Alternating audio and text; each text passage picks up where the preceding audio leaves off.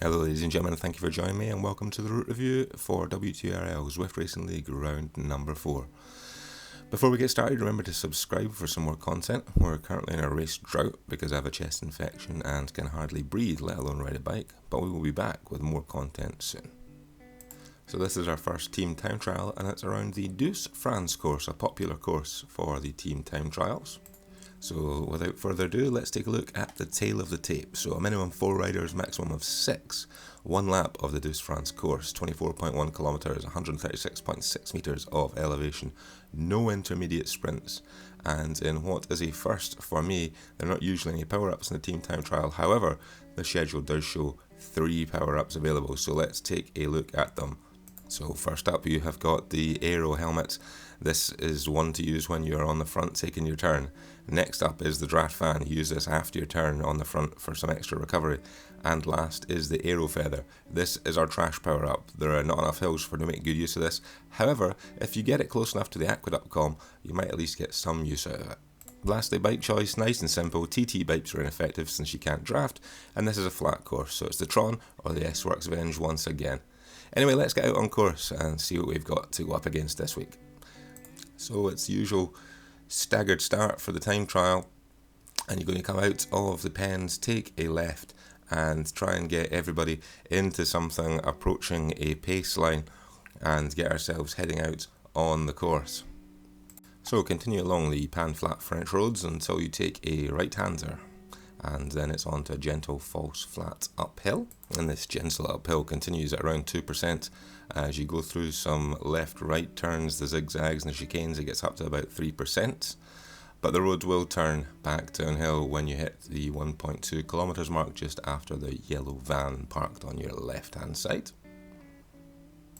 So the downhill continues until about 1.7 kilometres, and then you're into the most technical part of the course.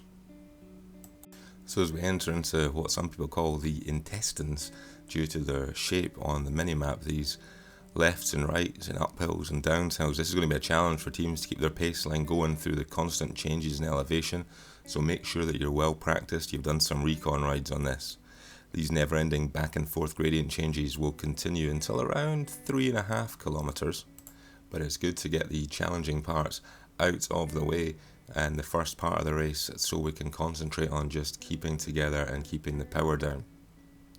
So looking at the lovely scenery, you will come to a little rise, a little constant rise at around 3%, but this one's only going to last for a couple of 100 metres, and then it's back onto the up and down rolly sections. And these sections continue up and down around plus or minus 4% for really a large chunk of the course. And it really is a constant test of your team's ability to stick together and to keep that nice constant pace line to maximise the amount of time spent in the draft and conserving energy. As I say, it's good to get these out of the way early, and then we can focus really on just the flat, put the power down, get nice changes and roll through. But this is a good chunk of the course taken in with these technical sections, which really are a challenge, especially for teams that don't do team time trials together very often, so this is going to be quite difficult for some of them. But this is also going to take in the balloon sprint in this section, and this is going to be your first opportunity to grab one of those power-ups. So when you start to see the hill approaching the little castle on the hill there, you know that things are about to flatten out a little bit, and when the road makes this fork, you will know that the most technical part of this course, at least, is over.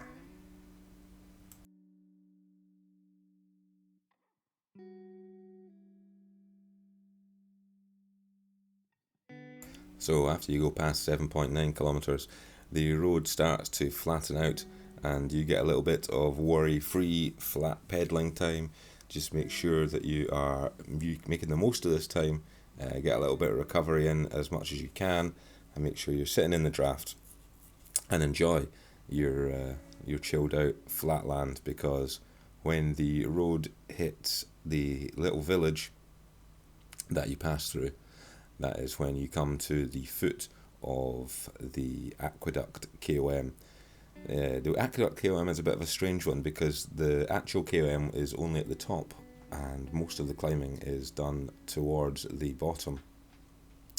But as you go through the village and you hit 10.2 kilometers, the road will start to pick up. So at 10.2 kilometers, the road picks up and it gets up to around 4% most of the way up, flattens out briefly, then back up to around 4% once again. When you get to around 10.8 kilometers, it's going to briefly let up and flatten out, but when you get there, the Aqueduct Kom will be about to start. When you get up here, you will reach the turn at 11.1 kilometers, and then it flattens out through the banner and into the descent on the other side. And this descent will continue to around 12.3 kilometers, and then it's back onto the flats again. So a big chance for people to get broken up on the climb and on the descent, so make sure you communicate well and keep that pace line together. So as you continue on, we will probably struggle to find things to talk about for the next couple of sections, but the other notable parts coming up, 13 kilometers, you will go through some cobbles and into the town, and you'll be glad to know that you are well over halfway through this one. As you go through the town, you'll also hit the Pave Sprint, and this is going to be your third and final location to grab another power-up. The only other thing to note in this little section, around 14 kilometers, there's a tiny little uphill that lasts for just a couple of maybe less than 100 meters, around 5%. And then it is going to be false flat downhill for the next couple of kilometers, and you're going to go crisscross across this river, back and forth a few times. Again, lovely scenery. Would be nice to ride here in real life, but it doesn't provide a great deal to talk about. It's basically absolutely flat. The next thing you're going to come to is going to be around 15.5 kilometers, and you'll find the road is going to pick up to around 4% at the absolute maximum, but it's over in less than 100 meters, and it is back onto the flats as you take a hard left after the downhill. And then it's back on the flats once again. You may think I'm struggling to find things to tell you. It's because there's only so many things you can say about a course that is flat. The next thing, I suppose, 17.3 kilometers, and you'll hit some very gentle rollers, and I do mean very gentle, plus or minus 3% at the absolute maximum. Probably not enough to cause anybody any problems. Teams should stick together fine, but I suppose it is worth mentioning.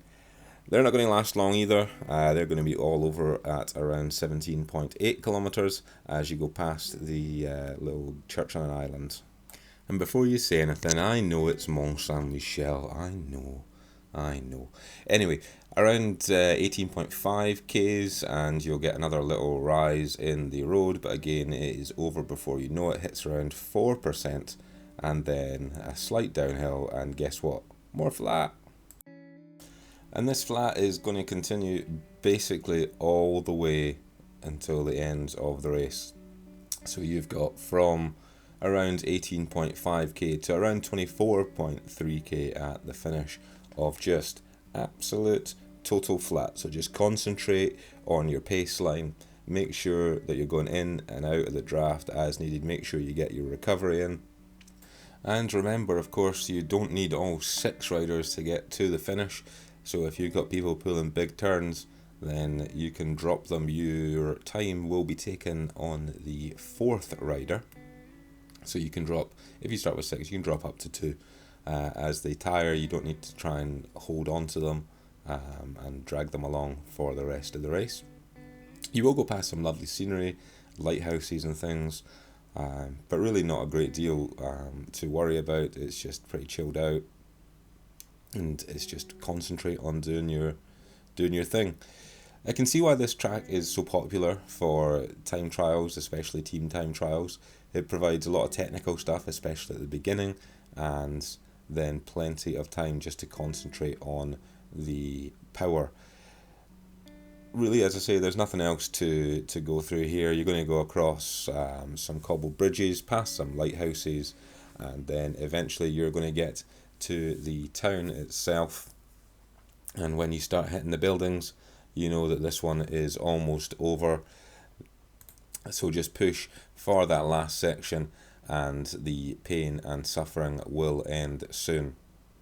They say it is truly the biggest test of self, and they're not wrong. You know, time trials are really hard, so they're not my cup of tea.